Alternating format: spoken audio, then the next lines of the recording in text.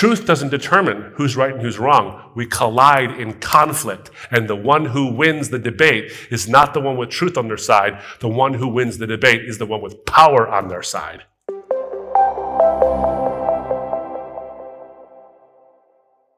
The first thing is to understand what the culture is actually running through. We say all the time that we love freedom, right? You look at our coins, you look at our money, you look at our statements, you talk about freedom, freedom of speech, freedom of religion, freedom of assembly, freedom of this, freedom of that, freedom of expression. We have all this stuff enshrined in the very documents that are the formulation of this country, right? It's part of the Western sort of legacy. Freedom is the important part. We even, our favorite movies, by the way, have people yelling freedom at the end. William Wallace, The Patriot, you name it. All these movies are about freedom. We love this idea, and we should. It's a wonderful idea. But we actually stopped using the word freedom in the real sense of it a long time ago. We keep using the word freedom, but we mean something else. Freedom has now become autonomy. Now, autonomy is not the same thing as freedom. See, autonomy comes from two Greek root words. The first word is autos, meaning self, and the second word is nomos, meaning law. So when you are a law unto yourself, you're not free. You are the God of your own skull-sized world. Because you're a law unto yourself. That's what autonomy truly is. Think about the things that we're dealing with nowadays. It's all about autonomy. Respect my autonomy, not my freedom. And we'll talk about what freedom actually is in a moment, what it really means.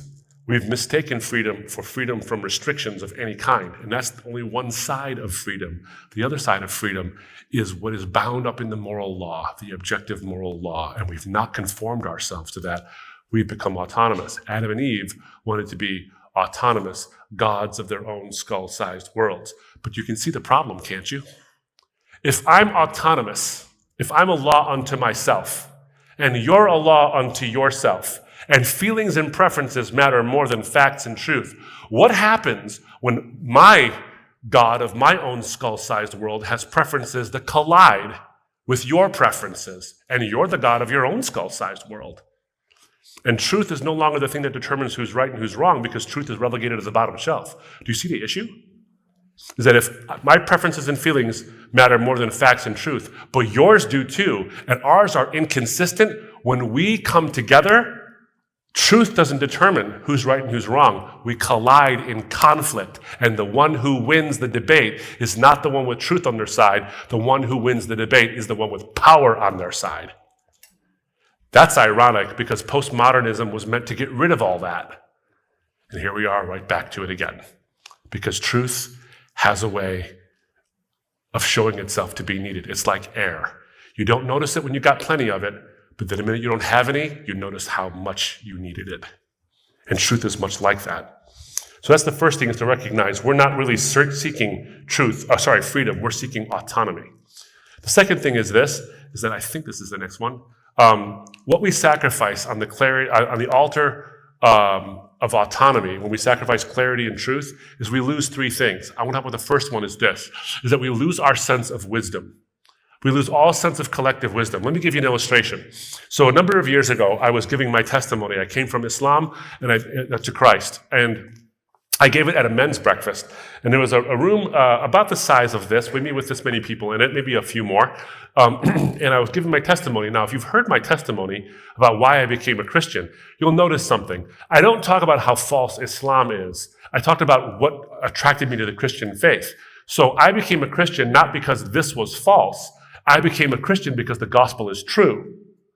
Now, everything that is against the gospel, that contradicts the gospel, naturally has to be false because it contradicts the truth. And if the gospel is true and you contradict that, it's logical, it's false. But I don't tend to dwell on that. I tend to dwell on the positive reasons to be a Christian.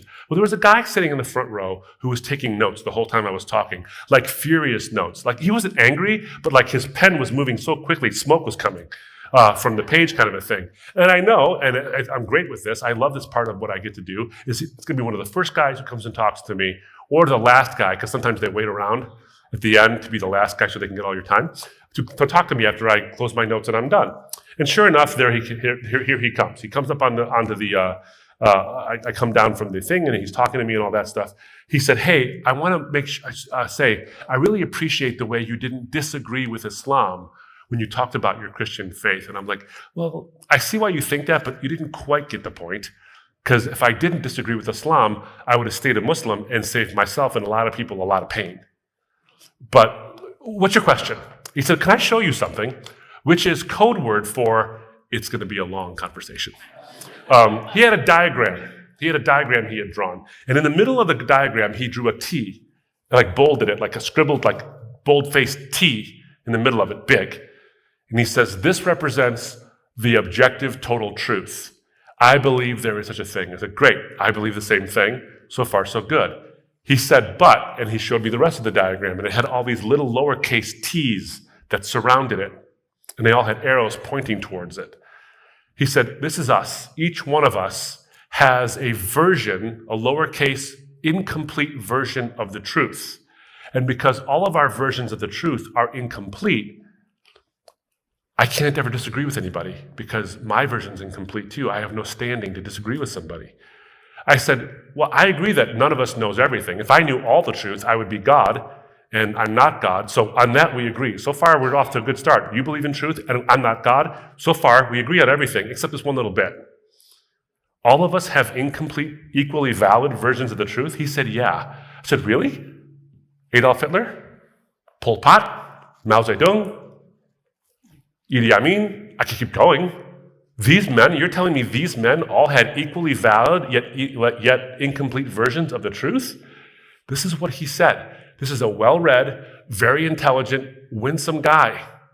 He said to me, I can tell you that I don't prefer their version of the truth, but because my version is also incomplete, I can't disagree with them. And I'm like, buddy, if there's anybody safe to disagree with where no one gets really upset, except for those people who it's okay if they get upset, is Hitler. He's safe to say, I don't like that guy. I don't agree with his views. You really can't say that? And he said, well, I can't disagree because my version is incomplete. I said, wait a minute, hold on. Are you telling me that you can't disagree with anybody? He said, that's right, I can't disagree with anybody. I said, sure you can. He said, no, I can't. I said, you just did it.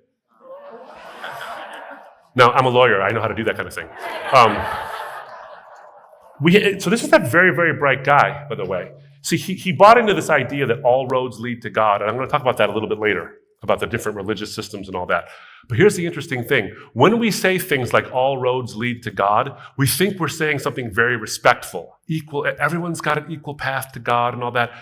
But it doesn't even take those worldviews seriously. When you say all paths lead to God, you don't even know that all paths don't even claim to lead to God. Buddhism, as Gautama Buddha actually taught that your purpose and my purpose was to realize our nothingness and become extinguished. There is no God. So to say that Buddhism and Hinduism, for example, are the same, rejects the foundation of Buddhism as a result of rejection of Hinduism. You're not respecting anybody. So when you say, I respect all religions as equally valid, what you're actually saying is, I don't take any of them seriously. So it's very disrespectful. But see what happened, friends, is that he elevated his preference. We all just need to get along over the truth that we all don't agree. He didn't want to do the hard work of going through the disagreements and seeing who's right and who's wrong. I remember I walked out of the thing and he was by his car and he was muttering to himself, if I can't disagree with anybody, but I disagreed with him. He was doing that kind of a thing. The point is that oftentimes when we sacrifice the truth on the altar of our preferences, we lose all sense of wisdom. And I can go on in a bunch of different arenas here. But the number two thing that happens when we sacrifice clarity on the altar of our autonomy in our preferences is we lose all sense of integrity.